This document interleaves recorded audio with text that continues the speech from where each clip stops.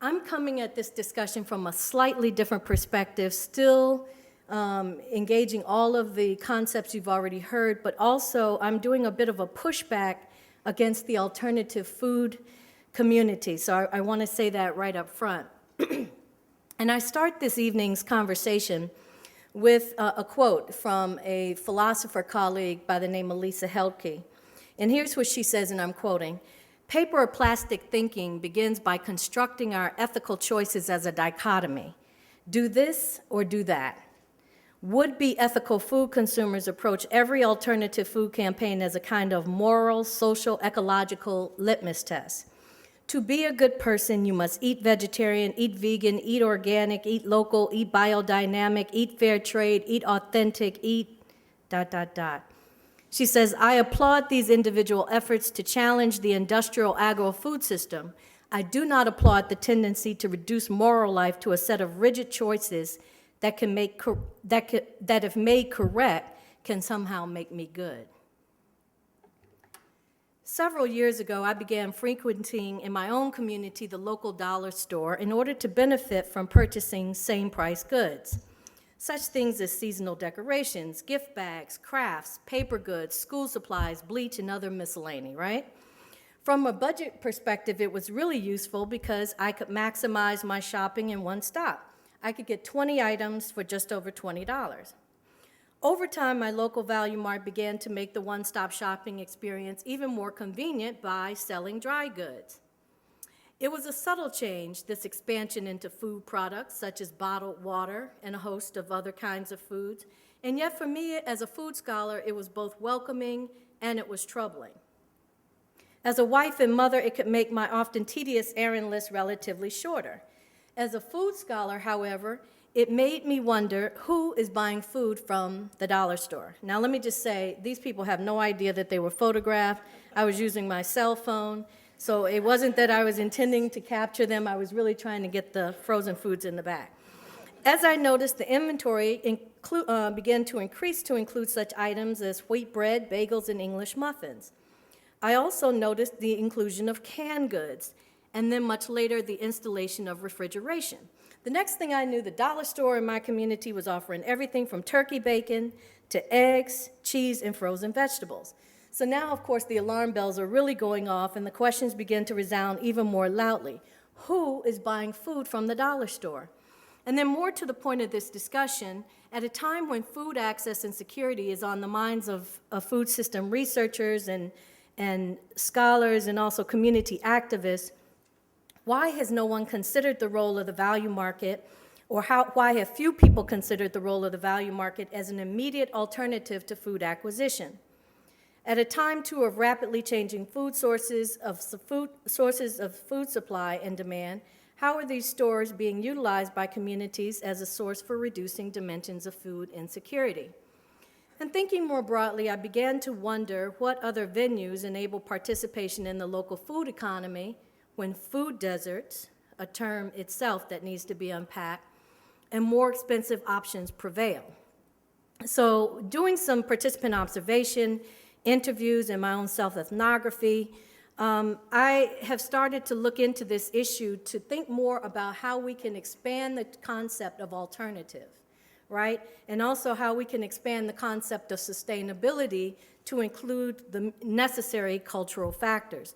More importantly, I'm interested in how we can move away from this paper or plastic mentality. Now, many food advocates see the solution as tapping into alternative food networks, farmers markets, co-ops, community-sponsored agriculture sites, and so forth, where, of course, fresh food can be obtained, but also a sense of community can be garnered. The focus, however, tends mostly to be on the food, and it serves primarily to obscure the real culprit: structural inequality, racism, and poor city planning. In a country that touts liberty and justice for all, equitable access to a living wage, as well as acquiring and consuming food that is both good for you and good to you, should be an inalienable right. But sadly, we know that it is not.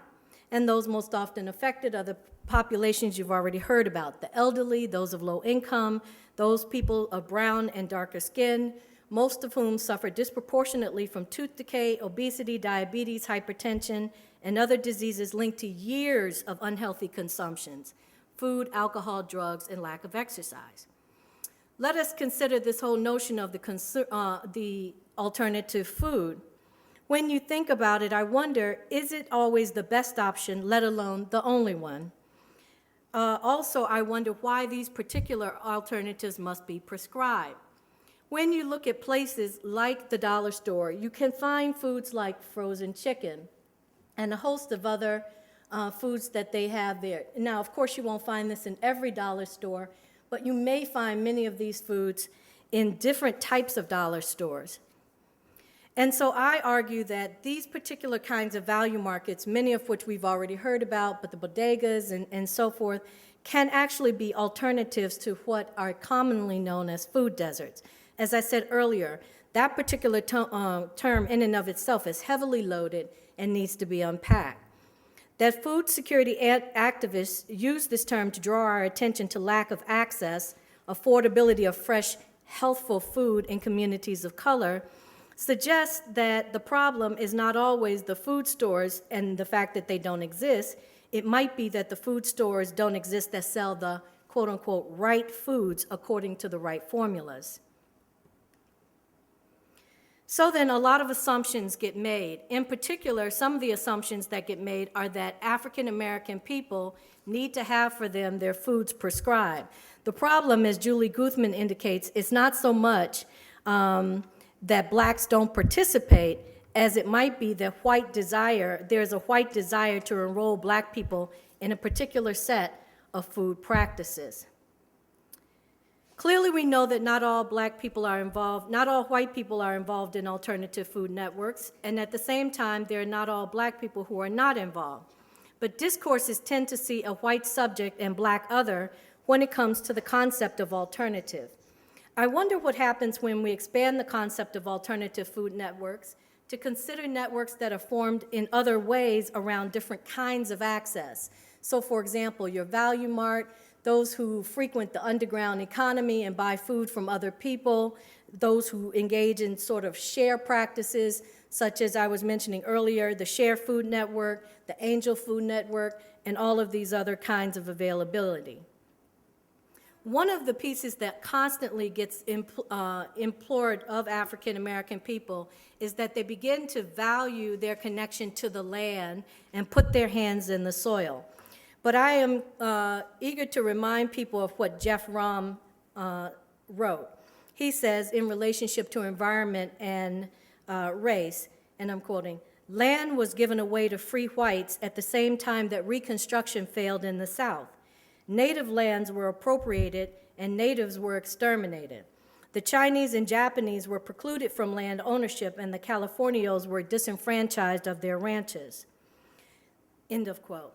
This particular agrarian imaginary still persists in the US, as you have white land ownership that is worked by mostly non-white labor.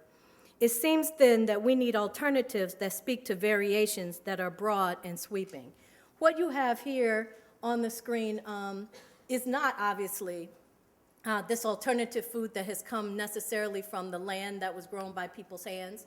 Rather, it comes directly from the dollar store. Up in the upper left-hand corner, you have black beans and corn.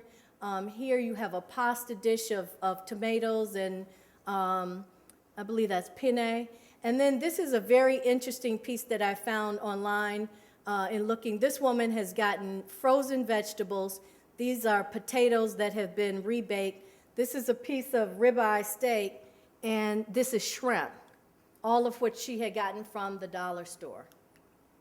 This is yet another dish, and as you can see, there's some okra. This looks like some meat pieces. The point of this is that for people who are food insecure, explaining to them that they need to go about being a part of a garden or do some kind of work that may sacrifice time that they don't have and money that they also don't have can be a real long shot. So my suggestion is that this is a multi-pronged issue, and that, of course, while health issues are absolutely paramount, there are also other considerations that have to be taken into consideration.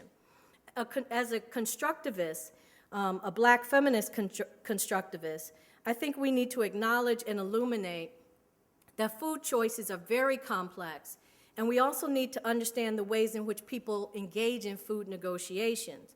As Marge DeVault says in her work, sometimes deference is an issue, as we heard earlier from the comment that Dr. Bailey shared with us about the woman who wants to eat a particular way but has to defer to her child and her husband.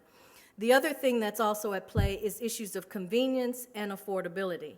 It seems to me that our work has just begun.